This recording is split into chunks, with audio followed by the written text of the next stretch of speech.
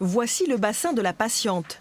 Une maquette à taille réelle, sortie tout droit d'une imprimante 3D.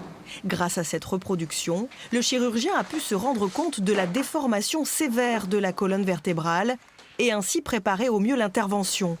Pendant plusieurs heures, il s'est entraîné sur le prototype, une sorte d'opération à blanc.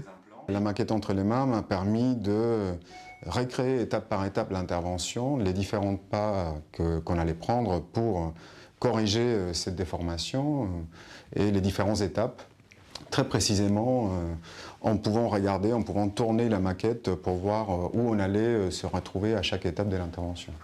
Le risque était la paralysie de la patiente. L'opération a duré 6 heures, elle aurait certainement duré beaucoup plus longtemps sans la maquette. C'est avec une imprimante en 3 dimensions comme celle-ci que le squelette a été modélisé dans les locaux de cette société toulousaine. Désormais, l'impression en 3D dans les blocs opératoires pourrait s'appliquer de façon encore plus poussée. Surtout lorsqu'on sera en mesure d'imprimer en 3D directement dans des matériaux biocompatibles. Ça commence à être le cas, il y a des études notamment pour l'impression 3D tissulaire, donc de tissus vivants.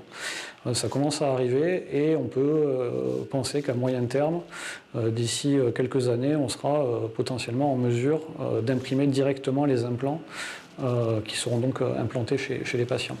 La révolution médicale 3D est en marche. Pour l'instant, la technique est réservée à des cas sévères.